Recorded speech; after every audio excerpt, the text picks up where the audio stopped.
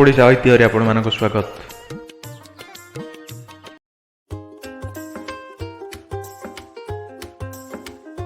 चलतु आज आम पुणी थे आउटे डैम देखापी जावा। डैम टर ना हूँ झुमुगा डैम। ये डैम टी चंदनगा जंगल परिसर में अवस्थित। यह भुवनेश्वर ठार 25 किलोमीटर दूर थिबा बेले कटक ठार 30 किलोमीटर दूर में अवस्थित।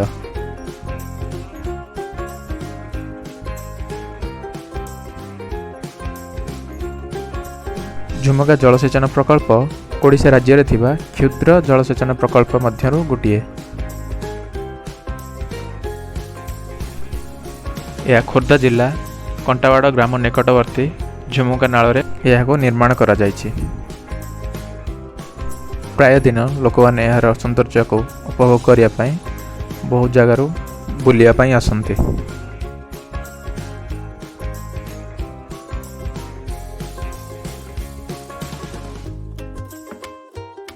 झुमुगा नदी हूँ कुआखाई नदीर एक उपनदी। 1973 मसीहा बेलू ए डैम रो प्रकल्प कार्यकारी शेष हो जाइथिला।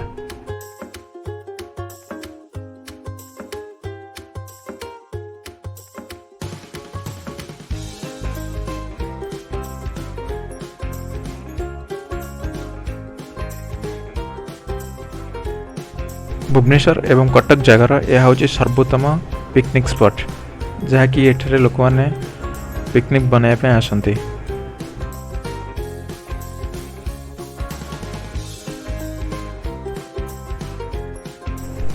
किंतु यार उद्घाटन 2011 मसीह होता श्रीजुक्त देवी प्रसाद मिश्र द्वारा।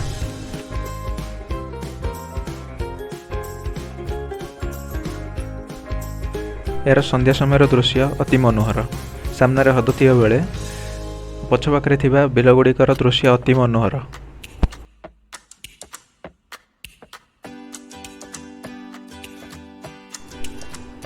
प्राय संध्या समय सबुदिन यार सौंदर्य पाई लोक मानकर भिड़ जमी था।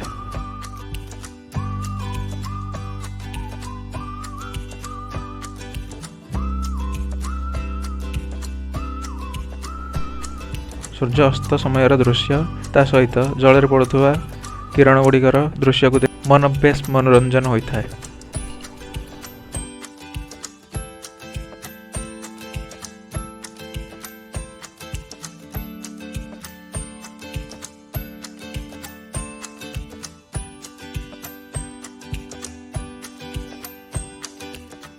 बहुत लोग बहुत जगार ये दृश्यटी को देखापी निज परिवार सहित निज सांग सहित निज संपर्क सहित बुलायापी आसती।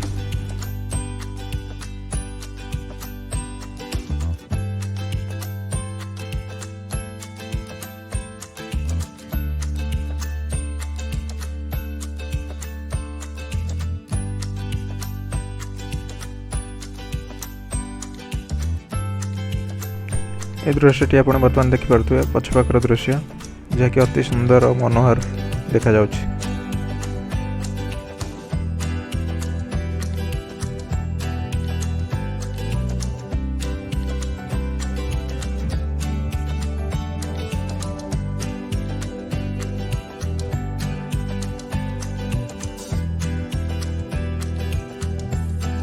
ता सहित एठारे बहुत मत्स्यजीवी रहिसंती जहाँकि माछ धरिया बहुत व्यस्त अछंती।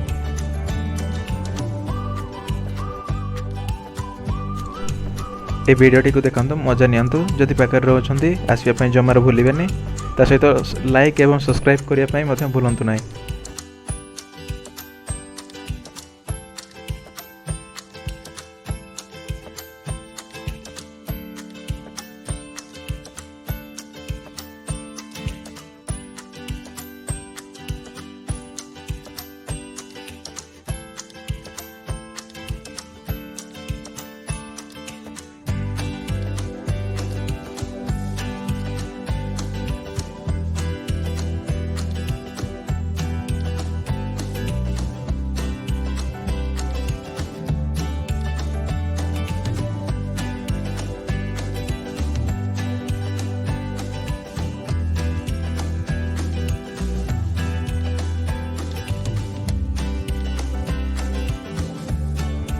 आ गोटे सुंदर कथा जे एठारे गोटे मंदिर रही।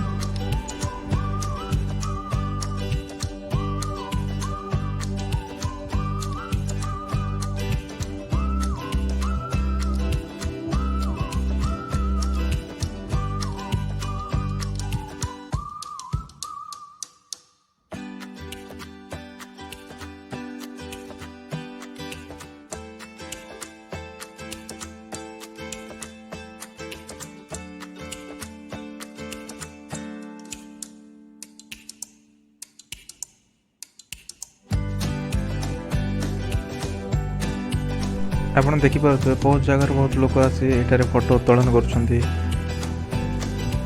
एवं यही दृश्यर बहुत मजा उठाउछंती।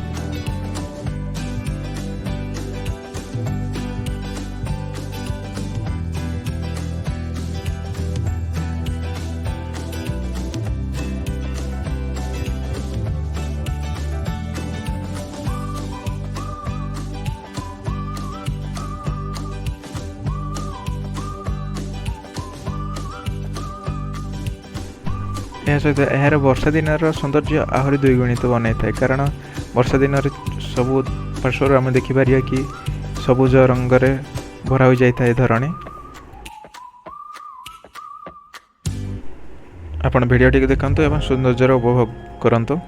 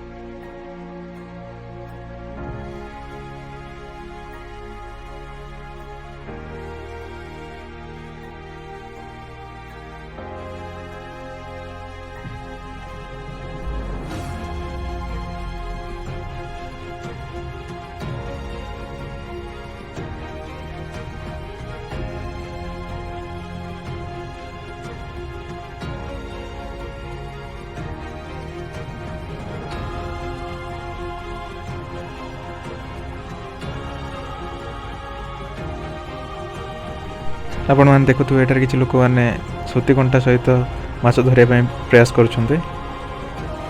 ए दृश्य अति सौंदर्यमय आपण देखि पारुथुवे।